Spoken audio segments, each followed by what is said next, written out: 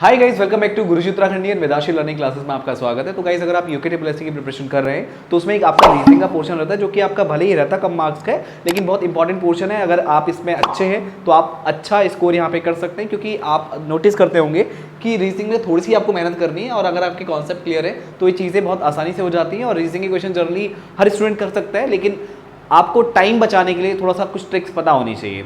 तो आज के सेशन में हम बात करने वाले हैं मिसिंग नंबर्स की। तो जैसे कि आपको यहाँ पे सामने एक क्वेश्चन दिख रहा होगा जहाँ पे आपको एक स्क्वायर दिया हुआ है जिसमें उसके 9 इक्वल पार्ट्स किए गए हैं और उसमें आपको कुछ नंबर्स दिख रहे हैं, और जहाँ पे क्वेश्चन मार्क है उसकी जगह आपको बताने की क्या आएगा। 4 ऑप्शन आपको यहाँ पे दिए हुए हैं, उनमें से कोई एक नंबर यहाँ पे फिट बैठेगा। अब आप इसको आइडिया कैसे लगाएंगे कि किस तरह से क्वेश्चन आपका हो पाएगा। तो जनरली मैं आपको हल्का सा हिंट दे दूँ कि जब भी आपको इस तरह के क्वेश्चन दिए जाते हैं तो आपको एक काम करना है, आपको या तो रो वाइज जाना है या फिर कॉलम वाइज जाना है। ऐसा बहुत रेयरली होगा कि वो कुछ डिफरेंट पैटर्न यहाँ पे बनाए। ऐसा मैं नहीं कह रहा हूँ कि ऐसा पॉसिबल नहीं है, बहुत रेयरली पॉसिबल है। तो आप क्या करेंगे, या तो रो वाइज चेक करेंगे या फिर कॉलम वाइज चेक करेंगे।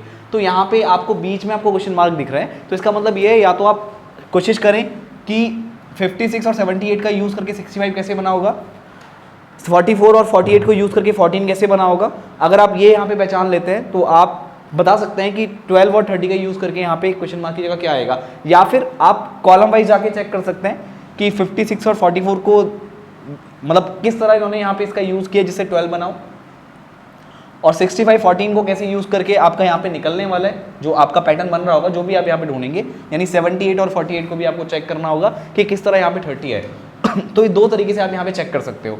तो अगर मैं यहाँ पे बोलूँ कि अगर आप कॉलम रो वाइज जाते हैं तो देखिए 56 और 78 का अगर आप डिफरेंस चेक करते हैं तो 8 में 6 गया 2, 7 में 5 गया 2, राइट। तो 22 से 65 में कोई अच्छा आपको रिलेशन नहीं दिख रहा है। 65 22 का मल्टीपल भी नहीं है, तो ऐसे कोई खास रिलेशन आपको मिला नहीं, तो इसको छोड़ते हैं। अभी 14 और 48 का डिफरेंस देखेंगे, 4 आ रहा है और लिखा यहाँ पे कितना है 14, तो 4 और 14 का कोई करेक्शन नहीं है। अगर हम कहें कि 4 में 10 जोड़ें तो 14 आएगा, तो 22 में 10 जोड़ने पर आपको 65 मिलना चाहिए था। मतलब 22 में 10 जोड़ेंगे तो आएगा 32, बट यहाँ पे तो 65 है, तो बात नहीं बनी। अब एक काम करते हैं, हम कॉलम वाइज चेक करते हैं। 56 और 44 को देखते हैं, तो 6 में से 4 गया 2, ओके, 5 में 4 गया 1, यानी 56 और 44 का डिफरेंस आपको 12 मिल रहा है। अब ये चीज़ यहाँ भी आपको चेक करनी है कि यहाँ भी ऐसा है या नहीं है, यानी थर्ड वाली लाइन में 78 में से 48 को माइनस करेंगे, 8 में से 8 गया 0, 4 में 7 में 4 गया 3, यानी बात भिड़ गई, यानी बात आप जो चाह रहे थे वैसी बन गई। यानी 65 और 14 का डिफरेंस आपका आंसर होना चाहिए। तो अगर चेक करें हम, 5 में से 4 गया 1, 6 में से 1 गया 5, तो 51 आपका आंसर आना चाहिए, जो कि आपको ऑप्शन डी में देखने को मिल रहा है। तो इस तरह से आप यहाँ पे इस क्वेश्चन को सॉल्व कर सकते हैं। आगे बढ़ते हैं और अगले वाले क्वेश्चन की बात करते हैं। अब इस सेकंड वाले क्वेश्चन को आप देख सकते हैं, यहाँ भी आप क्या करेंगे, या तो रो वाइज कुछ अरेंजमेंट बनाने की कोशिश करेंगे या फिर कॉलम वाइज कोई अरेंजमेंट बनाने की कोशिश करेंगे। पिछले वाले क्वेश्चन में हमने देखा, हमने कॉलम में अरेंजमेंट बनाया, और इस बार अगर कॉलम में ट्राई करें तो यहाँ पे आपको लास्ट में बताने की कितना आएगा। तो 4 और 9 में आप ऐसा क्या कर सकते हैं जिससे आपको क्या मिल जाए, 6 मिल जाए। तो 4 नाम 36, 9 चौको 36 होता है, तो जो आपको नंबर मिला उसको आप 6 से डिवाइड करोगे तो 6 मिल रहा है। 8 तियाँ 24, 24 को अगर आप 6 से डिवाइड करोगे तो 4 मिल रहा है, यानी यहाँ पे बात बिगड़ रही है। 9 चौको 36, 36 को 6 से डिवाइड किया तो 6 मिला। 8 तियाँ 24, 24 को 6 से डिवाइड किया तो 4 मिला, बट यहाँ पे 6 है, यानी बात नहीं बन रही है, करेक्ट। और उसके बाद तो आप लास्ट वाले को चेक ही नहीं करोगे, तो यानी कॉलम में तो बात नहीं बनी। अगर हम रो में चेक करें तो 4 के मल्टीपल में 20 आता है, लेकिन 8 को कैसे यूज़ करोगे, 4 पंजे 20 है और यहाँ पे 8 है। तो अगर एक काम करें, 8 को 8 दूनी 16, या 8 को 2 से मल्टीप्लाई करके 4 ऐड कर दो तो 20 मिल रहा है। 3 को 2 से मल्टीप्लाई करके 3 दूना 6, 6 में 9 जोड़ दो 15 मिल रहा है, काम खत्म हो गया। यानी 6 को 2 से मल्टीप्लाई करके उसमें 6 ऐड कर दो, 6 दूनी 12, 12 6 18, तो यहाँ पे कितना आएगा 18 आएगा। ऑप्शन चेक करो, ऑप्शन बी आपका आंसर हो जाएगा। आगे बढ़ते हैं और नेक्स्ट वाले क्वेश्चन की बात करते हैं। नेक्स्ट वाले क्वेश्चन की बात करते हैं। आपको इसमें पूछे फाइंड द मिसिंग नंबर, और आपको 2 फिगर दिए और तीसरी फिगर में एक जगह क्वेश्चन मार्क आपको यहाँ पे दिख रहा होगा। तो आपको करना क्या है, आपको देखना है कि किस तरह से इसमें अरेंजमेंट बन रहा होगा। तो सबसे बेसिक अरेंजमेंट क्या हो सकता है मैं आपको बताता हूँ। आपको चारों तरफ छोटे छोटे नंबर दिख रहे हैं, बीच में आपको बड़ा नंबर दिख रहा है। चारों तरफ छोटे, बीच में बड़ा। पॉसिबिलिटी क्या है, सबको ऐड करके ये हो सकता है, या किसी तरह से ऐसा भी हो सकता है कि 2 को ऐड करो, पहले इन 2 का सम लो, फिर इन 2 का सम लो, दोनों का डिफरेंस चेक कर लो, पर उससे नंबर छोटा आएगा। तो मेनली जो मतलब मेन पॉसिबिलिटी है वो ये है कि सबको ऐड करके बीच वाला बन रहा होगा, राइट। या ऐसा जरूरी नहीं कि हर बार ऐसा होगा, बहुत सारी पॉसिबिलिटीज बनती हैं। कभी किसी फैक्टर से मल्टीप्लाई करके ऐड करने पर आप देख सकते हैं, या किसी फैक्टर से मल्टीप्लाई करने के बाद फिर 2 जैसे 2 पेयर बन रहे हैं, एक ही और एक ही, उनका फिर डिफरेंस को चेक करें, फैक्टर से मल्टीप्लाई करके भी होते हैं, और सबसे बेसिक क्या बन सकता है कि आप ऐड करो और चेक कर लो। तो देखो 11, 22, 33, 44, ठीक हो गया। तो देखो ये 11 का टेबल आपको दिख रहा है, तो यहाँ पे क्या करोगे 11 और 22 33, 33 33 66, 66 में आप 44 जोड़ोगे तो आपको 110 ही मिलेगा।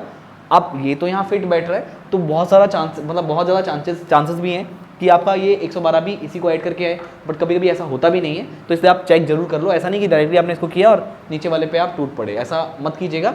दूसरा जो आपको दिया होता है वो क्रॉस चेक करने के लिए दिया होता है, उसको प्लीज़ क्रॉस चेक जरूर कर लें।